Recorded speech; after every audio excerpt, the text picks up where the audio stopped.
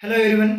जैसे कि IUPAC mains का जो एग्ज़ाम है वो कंडक्ट हो चुका है, लेकिन स्टूडेंट्स के माइंड में एक बड़ा डाउट है या फिर यूं कहें एक डर है रिगार्डिंग क्वांट सेक्शन कि सर हमारा जो ओवरऑल पेपर है वो अच्छा गया है, लेकिन क्वांट सेक्शन में हमारे इतने कम अटेम्प्ट हुए हैं कि हमें डर लग रहा है कहीं सेक्शनल कट ऑफ ही हमारी क्लियर ना हुई तो देखो मैं आपको क्लियरली बता दूं, जैसा आपका जो क्वांट सेक्शन वहाँ पे आया था वो रियल में बहुत ज़्यादा टफ था। अब तक का जो अपने हिस्ट्री उठाकर देखे बैंकिंग एग्जाम्स की, तो आप बोल सकते हो सबसे टफ जो था आपका क्वांट इस बार ही आपका आया था। हाँ, आरबीआई ग्रेड बी में सेम इसी लेवल का क्वांट था, तो IBPS ने भी उसी को फॉलो किया। हमेशा तो क्या करता है, SBI को फॉलो करता है, इस बार आरबीआई ग्रेड बी को फॉलो कर दिया। एग्जाम में ऐसे लग रहा था जैसे कि IIT का पेपर चल रहा है, तो आपकी गलती नहीं है, आपके अकेले के कम अटेम्प्ट नहीं हुए हैं, सभी के कम ही अटेम्प्ट हुए हैं। हाँ, कुछ एक स्टूडेंट्स ने 15 to 20 भी अटेम्प्ट किए हैं, लेकिन बहुत ही ज़्यादा रेयर है।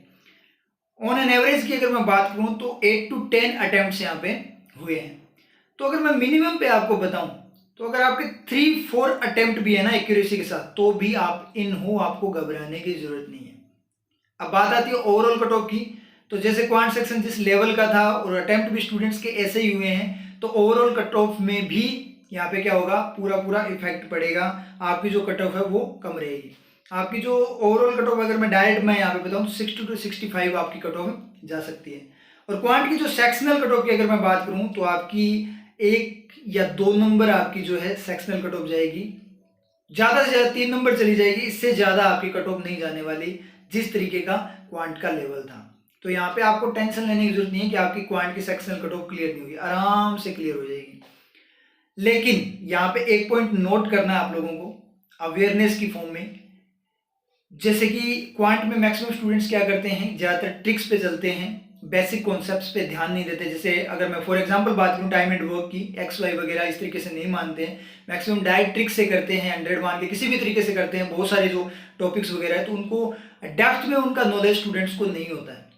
लेकिन अब की बार जो पैटर्न आया है ना, वहाँ से पूरी तरह से प्रूफ हो गया कि आपको बेसिक कॉन्सेप्ट्स भी क्लियर होने चाहिए। इस बार ट्रिक वगैरह सभी स्टूडेंट्स की यहाँ पे फेल थी, कोई ट्रिक यूज नहीं कर सकते क्योंकि उन्होंने खुद से ही XY वगैरह मान लिए थे, यानी वेरिएबल वगैरह यहाँ पे ले लिए थे।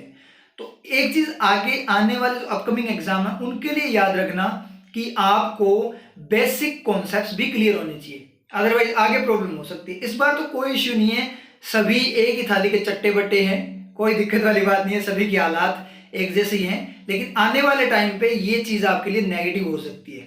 तो अब से जो क्वांट सेक्शन है उसका आपको जो टॉपिक वगैरह उनको बेस भी उनका तैयार करो, जो आपका ट्रेडिशनल मेथड्स हैं उनको भी आप तैयार करो। ट्रिक्स आपको आती है, बहुत अच्छी बात है, प्री में काम तो आती है, ठीक है, और ट्रिक्स आती है तो थोड़ी यहाँ पे भी आपको बेनिफिट होता है अगर थोड़ा सा लूज फॉर्म में अगर आपका पेपर चला जाता है। लेकिन इस टाइप का अगर पैटर्न आएगा तो वहाँ पे आपकी ट्रिक वगैरह फेल हो जाएगी। तो ट्रिक के साथ साथ आपको उसका जो बेसिक कॉन्सेप्ट है, उसका डेप्थ में जो नॉलेज है वो भी आपको उस टॉपिक का होना चाहिए। ये चीज़ आप याद रखना, ठीक है, क्योंकि अब जो आगे वाले एग्जाम्स है जैसे SBI PO वगैरह जो भी एग्जाम आएंगे वो इसी पैटर्न को फॉलो करेंगे। हमेशा IBPS SBI को फॉलो करता है, लेकिन इस बार RBI ग्रेड बी को फॉलो कर लिया। लेकिन SBI पक्का अब लेवल देगा, मतलब लेवल ये आपका इजी नहीं रहेगा, इस टाइप का ही आपका पैटर्न आएगा। तो उसके लिए आप अभी से अवेयर हो जाना। इस बार के लिए आपको घबराने की जरूरत नहीं है, कोई दिक्कत नहीं है। आप अपकमिंग एग्जाम्स है उन पर फोकस करो, आपका सिलेक्शन श्योर है अगर आपकी एक्यूरेसी के साथ अटेम्प्ट किए हुए हैं तो।